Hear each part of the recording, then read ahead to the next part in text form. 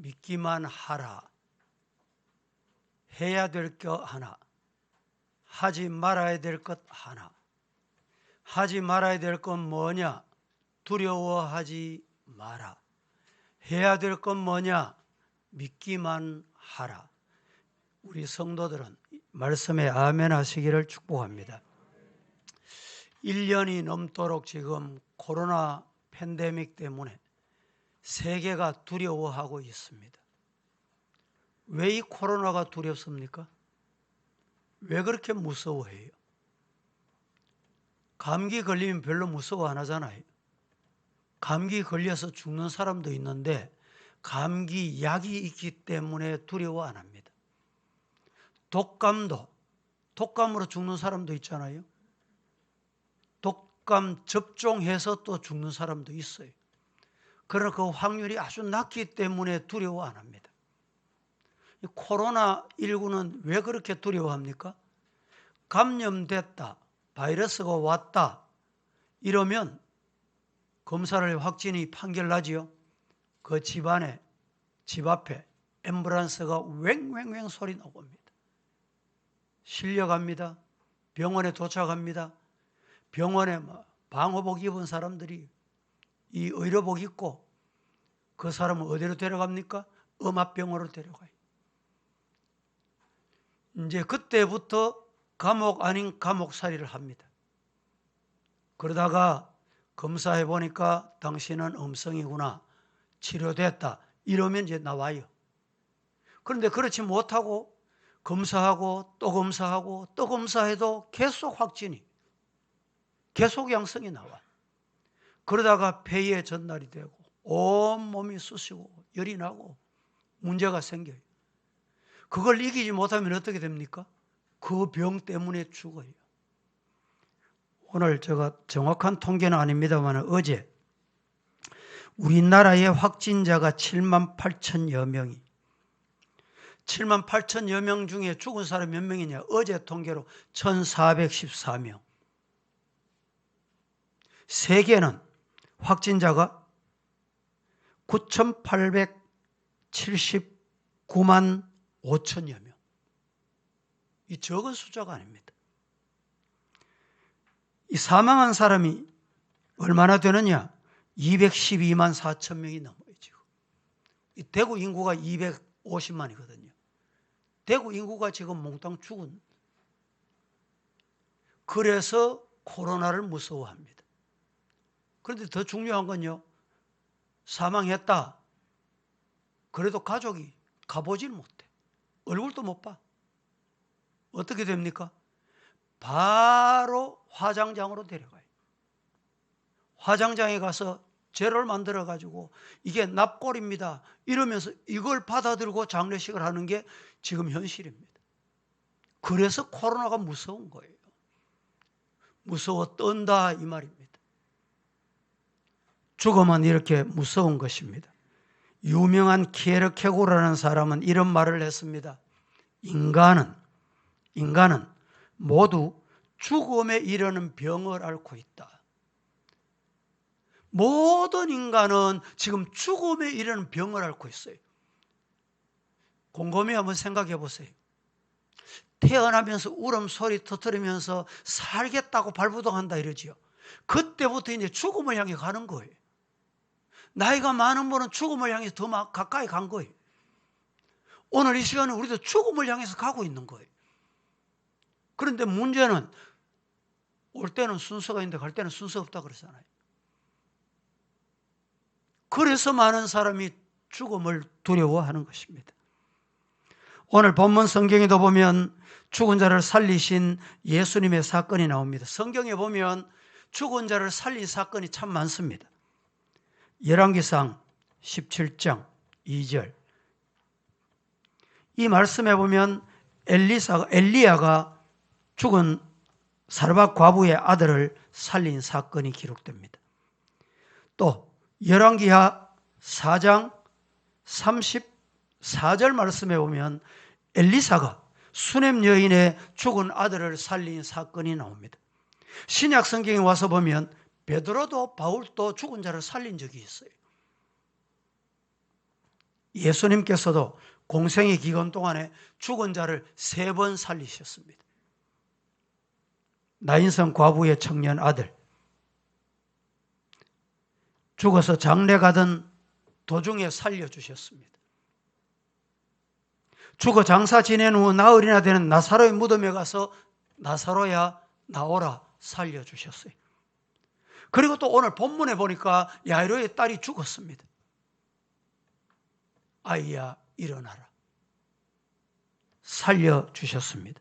그러면서 죽은 딸의 소식을 듣고 두려워 떨고 있는 야이로, 백부장에게 뭐라고 말합니까? 따라 하십시다. 두려워 말고. 두려워 말고. 오늘 우리 성도들이 하지 말아야 될 게 뭐냐? 두려워하지 말아야 돼. 뭘 해야 되느냐? 따라합니다. 믿기만 하라. 할렐루야. 오늘 이런 은혜, 이런 믿음이 있기를 주님 이름으로 축복합니다. 두려워 말고 믿기만 하라. 오늘 제목인데 이 말씀 속에 무슨 의미가 담겨 있냐? 예수님께서 두려워 말고 믿기만 하라는 말씀 무슨 뜻이냐? 이 말씀이 중요한 거예요. 첫째, 불신앙의 소식을 듣고도 두려워 말고 믿기만 해라. 불신앙의 소리가 들려도 두려워하지 말고 믿기만 해라. 예수님은 이 말씀을 지금 하고 계십니다. 성경 봅니다. 35절, 36절. 다 같이 시작. 아직 예수께서 말씀하실 때에 회당장의 집에서 사람들이 와서 회당장에게 이르되 당신의 딸이 죽었나이다. 어찌하여 선생을 더 괴롭게 하냐이까. 예수께서 그 하는 말을 곁에서 들으시고 회당장에게 이르시되 두려워하지 말고 믿기만 하라 하시고. 보통 회당에 보면 10사람이 이 회당을 관리하는 관리자가 있었습니다. 그 중에 10사람 중에 3사람이 회당장입니다. 한 사람이 회당장이 아니고 10사람이 회당을 관리하는데 관리하는 10사람 중에 3사람이 회당장입니다. 이 3사람 장이기 때문에 제가 재판장에 가보니까 재판장에도 단독 재판이 있고 또 합의 재판부가 있습니다. 합의 재판부는 꼭 3사람이 재판관이 나와요. 이 재판장은 돌아가면서 합니다. 여기에도 백부장, 이 회당장이 3사람 중에 번차를 따라서 재판도 하고 회당의 성도들을 이렇게 상담하고 치료도 하고 잘했다 못했다 판결하고 이런 역할을 번갈아 가며 했습니다. 오늘 본문에 보면 이 회당장의 이름이 뭡니까? 예? 야이로지요. 회당장 야이로. 이 야이로는 므낫세의 아들 구약 성경의 야일이라는 이름과 동일한 이름이에요. 야일을 신약 시대는 야이로라고 부릅니다. 야일과 같은 이름입니다. 그의 조상 야일의 이름을 계승해서 비산 지방에 머물면서 살았고 마침내 회당장이 된 아주 신실한 믿음의 사람이었다. 이렇게 전해지고 있습니다. 그런데 그의 어린 딸이 병들어 어떤 질병인지는 알 수는 없으나 그 병으로 말미암아 죽게 됐습니다. 그런데 그 어린 딸이 죽게 되자 야이로는 얼마나 마음이 아팠던지 있는 힘을 다해서 딸을 살려내야 되겠다. 이게 부모 심정 아니겠습니까? 자녀가 죽을 병에 시달리고 있다고 생각해 보십시오. 얼마나 기가 막힐 일입니까? 자식을 사랑하는 부모라면 자신의 생명과도 바꾸어서라도 자식을 살리고 싶고 자식을 치료하고 싶은 것이 부모의 심정입니다. 마가복음 5장 22절, 23절은 이렇게 말합니다. 다 같이 시작. 회당장 중에 하나인 야이로라 하는 이가 와서 예수를 보고 발 아래 엎드리어 간곡히 구하여 이르되 내 어린 딸이 죽게 되었사오니 오셔서 그 위에 손을 얹으사 그로 구원을 받아 살게 하소서. 회당장 중에 한 사람 야이로라는 사람이 예수님께 와서 예수를 보고 어떤 행동을 취했어요? 발 아래 엎드려. 회당장은 지위가 있는 사람이에요. 쉽게 말하면 높은 사람이에요. 사회적으로 보면 재판관입니다. 재판의 최고 책임자예요. 그런데 체면도 없고 주변 사람 의식하지 않고 엎드려서 누구에게? 예수께 엎드려서 뭐하며? 절하며. 이 말은 예수님께 기도했다 이 말입니다. 이렇게 간청했다는 말입니다. 그러나 예수님께서 가시는 도중에 그 아이가 병들어 죽게 됐다는 소식을 듣고 지금 예수님이 야이로 회당장 집으로 가고 있어요. 그런데 가는 도중에 아무 일이 없으면 괜찮은데 여러분들 중에도요, 목사가 설교하러 올라와야 되는데 그때 면담한다 기도해 주세요. 올라오는 경우가 있어요. 들어오는 경우가 있다니까. 예배 인도하기 위해서 오는 경우가 있다니까. 예수님께서 오다가 무슨 일이 생겼냐? 12해를 혈류증을 앓던 여인을 만났습니다. 이 회당장 야이로는 자기 생각에 자기 딸이 긴급하기 때문에 자기에게만 오면 좋지요. 그런데 12해를 혈류증을 앓던 여인에게는 또 여인 나름대로 자기에게 급한 거예요. 예수님께서 뿌리치지 못하시고 그 여인을 고쳐주십니다. 막 그 일 때문인지 어떤 때문인지는 모르지만 알 수 없지만 예수님께서 가시는 도중에 결국에는 시간이 지연이 돼서 회당장 야이로의 집에서 정갈이 왔어요. 사람이 쫓아왔습니다. 예수님 더 괴롭힐 필요가 없습니다. 왜? 당신 딸이 그만 죽어버렸어요. 여기에 병든 딸이 죽었다 이 말 속에 이제는 예수님을 더 괴롭힐 필요가 없다 이 말 속에 두 가지 의미가 있습니다. 하나는 더 이상 예수님을 괴롭히지 말라 말 표현한 대로 그 의미가 담겨 있을 수 있고, 또 하나 이미 죽었으니 예수인들 무슨 수가 있겠냐? 기도한다고 무슨 수가 있겠냐? 교회 간다고 무슨 수가 있겠냐? 예배 드린다고 무슨 방법이 나오겠냐? 이 뜻이 담겨 있습니다. 그러나 예수님께서는 그 곁에서 들으셨어요. 예수님 곁에서 안 들으셔도 아십니다. 그 말씀을. 그 무슨 얘기를 하고 있는지를 알아요.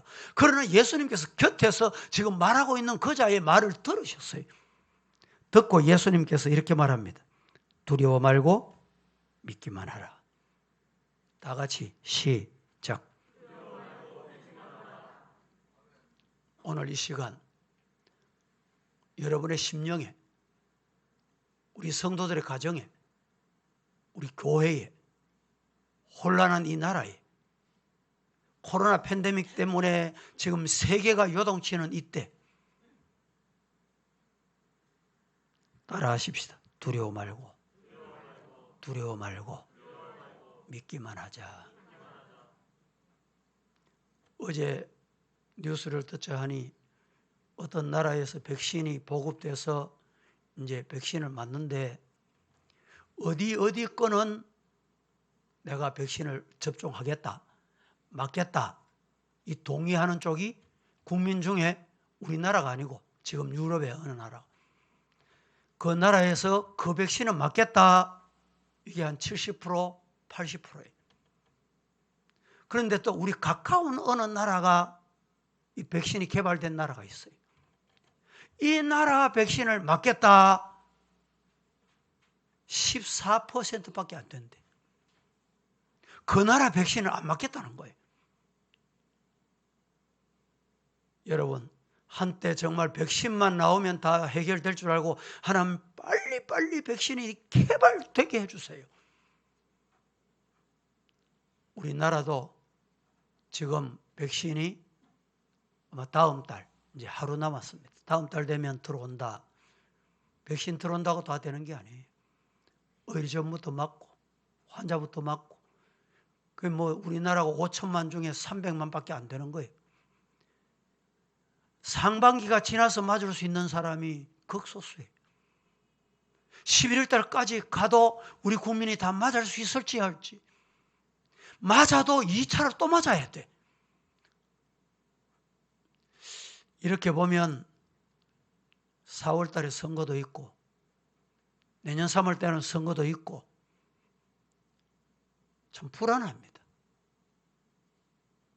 물론 교회와 관련된 기관에서 또 퍼져나가서 교회가 확진되는 교회가 많아져서 지금은 우리 한국 교회가 얼굴 뚫을 수가 없어요.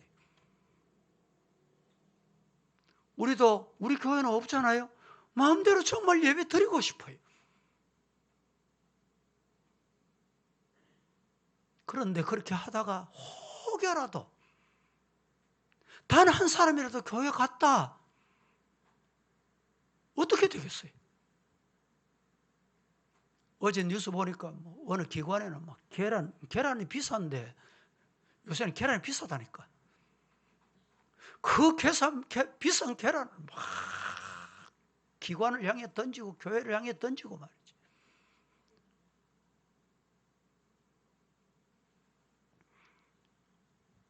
따라 하십시다. 두려워 말고 믿기만 해라. 우리가 해야 될 일은 두려워할 게 아니고 하나님 하셔야 된다. 주님께 맡기면 되겠다. 오늘 이 시간에도 온라인 인터넷으로 예배 드리는 분이 계시는데 어디서 예배 드리더라도 여러분들이 하나님 의지하시기를 주님 이름으로 축복합니다. 회당장 야이로의 집 사람들이 믿은 이 믿음이 여러분 어떤 결과를 낳느냐? 두려움은 무엇도 해결할 수가 없는 겁니다. 그런데 믿기만 하면 해결되는 거예요. 믿으시기를 축복합니다. 두 번째, 세상 사람들이 통곡해도 두려워 말고 믿기만 해라. 첫 번째 두려워 말고 믿기만 하라 이 말씀은 불신앙의 소리가 들려도 불신앙의 소식이 들려도 불신앙의 말이 들려도 두려워 말고 믿기만 해라. 두 번째는 세상 사람, 불신앙의 사람, 이방 사람, 하나님 모르는 사람들이 통곡하고 세상이 끝났다, 이제 방법이 없다, 아우성해도 우리 하나님 믿는 성도들은 두려워 말고 믿기만 해라. 믿습니까? 37절 한번 봉독하십시다. 37절 시작. 베드로와 야고보의 형제 요한 외에 아무도 따라옴을 허락하지 아니하시고. 자, 유대인들이 장례식에는 반드시 울음이 있었어요. 우리나라도 과거에 뭐 이런 경우가 있었는데 사람이 딱 죽으면 두 종류의 사람을 고용을 합니다. 그 집에 사람이 죽었다 알리는 나팔수를 고용해요. 두 번째 어떤 사람을 고용하느냐? 그 집의 슬픔을 대신해주는 울어주는 사람을 고용을 합니다. 이 가족의 슬픔이 내 슬픔같이 생각을 하고 울어주기도 하고 뭐 울음이 안 나오는데도 돈 받고 왔으니까 울어주는 경우도 있죠. 옛날에 우리나라도 그런 경우가 있었어요. 유대인들은 그게 의무였습니다.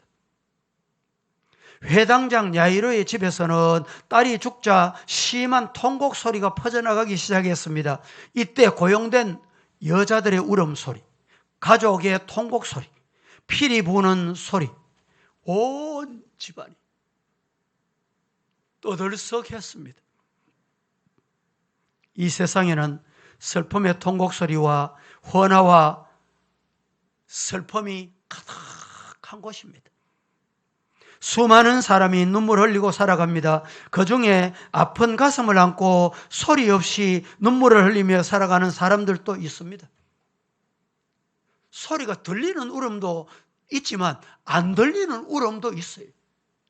때로는 눈물이 흘러내리는 눈물도 있지만 눈물이 흘러내리지 않는 눈물 슬픔도 있습니다. 설이 없는 슬픔이 더 슬픔입니다.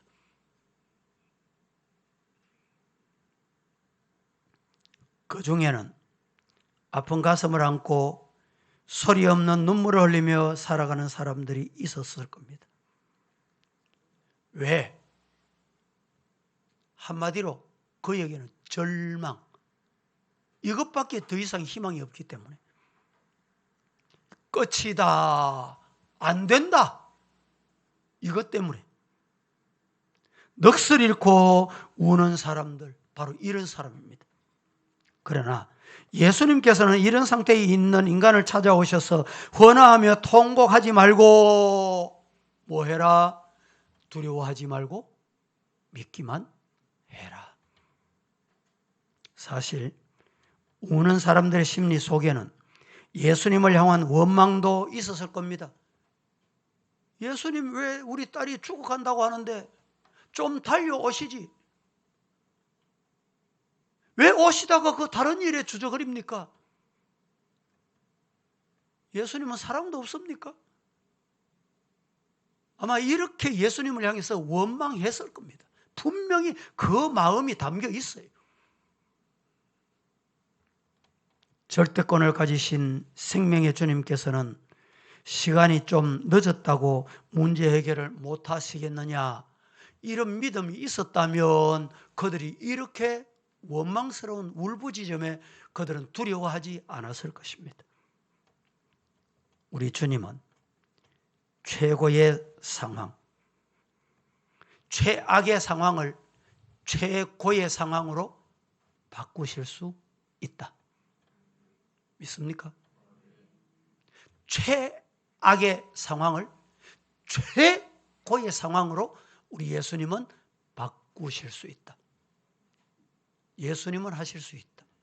믿으시기를 축복합니다.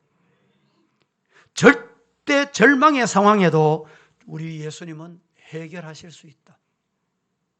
다 같이 시작. 믿습니까? 예수님은 언제 하실 수 있어요? 절대 절망의 순간에도 예수님은 해결하신다. 이 믿음이 있어야 믿을 수 있는 겁니다.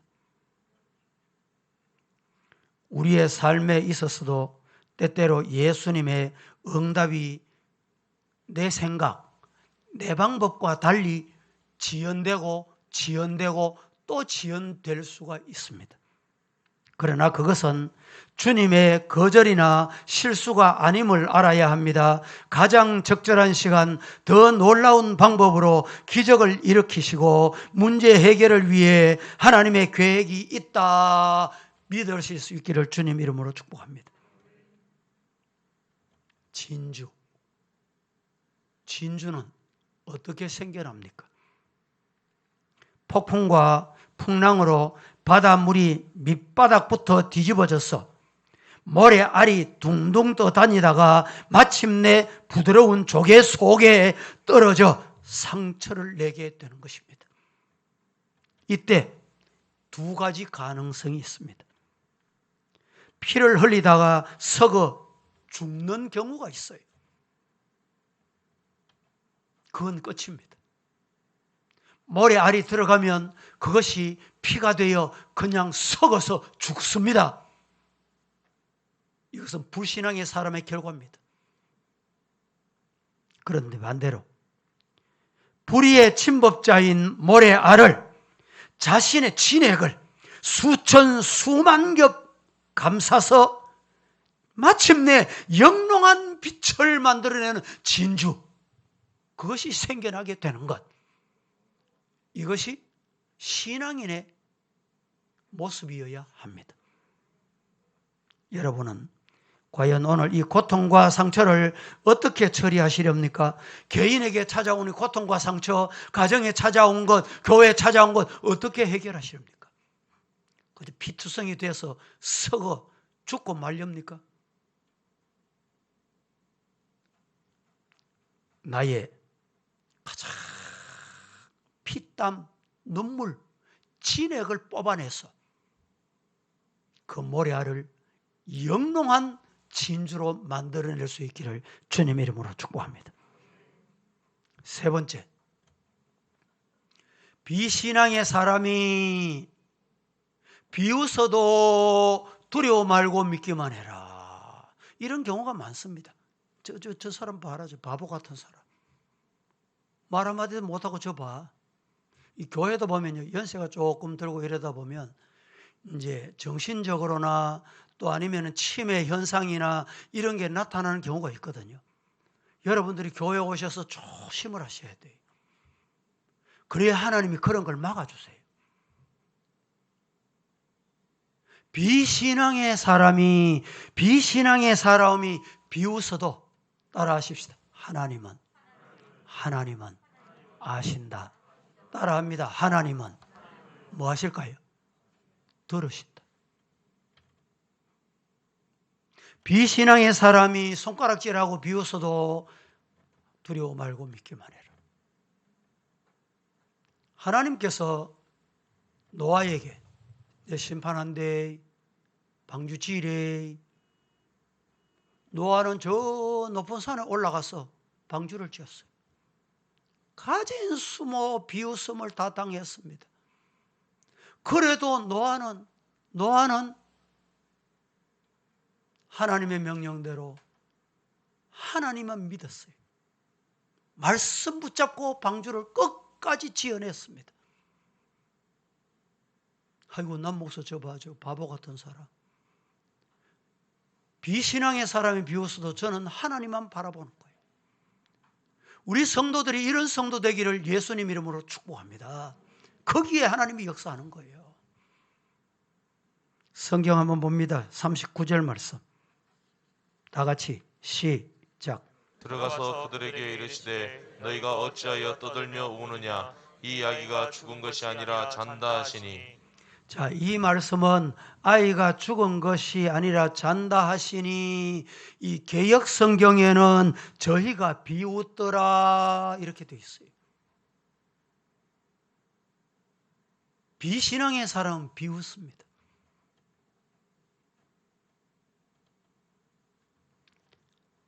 많은 사람들은 세상 사람들의 여론을 따라서 흔들릴 때가 참 많습니다. 또 선거가 서울에도 지금 부산에도 선거 있잖아요. 뭐 여론이 이렇단다. 이것 때문에 흔들린 사람 많다. 뭐 대통령 선거가 내년에 있잖아요. 여론이 이렇단다. 이러면 또 흔들리는 사람이 있어요.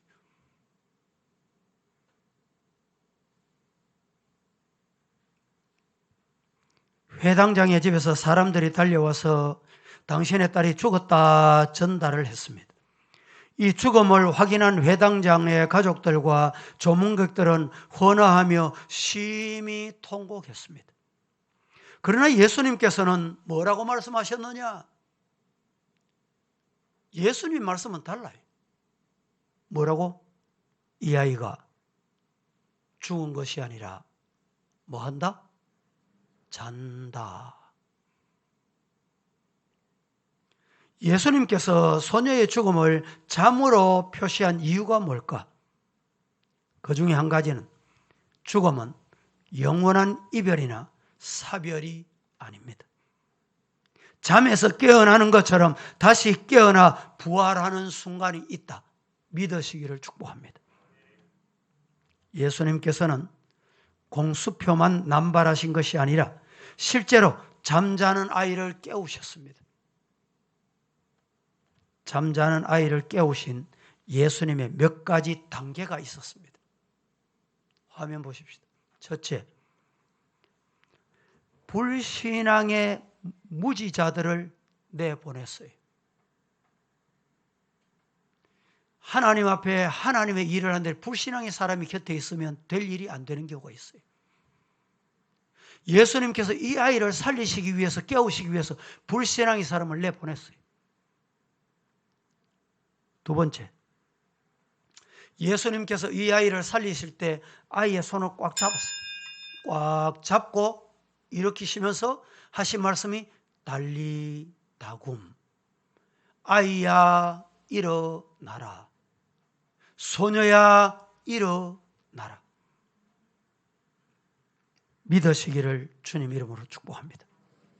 세 번째, 예수님께서 소녀에게 먹을 것을 줘라. 누가 먹습니까? 자다가 일어나면 먹어야 되잖아요. 살아난 사람은 먹어야 되잖아요. 성도 여러분, 오늘 우리는 하나님 앞에 이런 믿음의 성도가 되기를 예수님 이름으로 축복합니다. 기도하겠습니다. 거룩하신 하나님 감사합니다. 오늘 또 말씀을 주셨는데 예수님께서 두려워 말고 믿기만 하라. 아멘 하고 이 말씀을 받았습니다. 이 은혜를 우리들에게 허락하옵소서. 예수님의 이름으로 기도합니다. 아멘.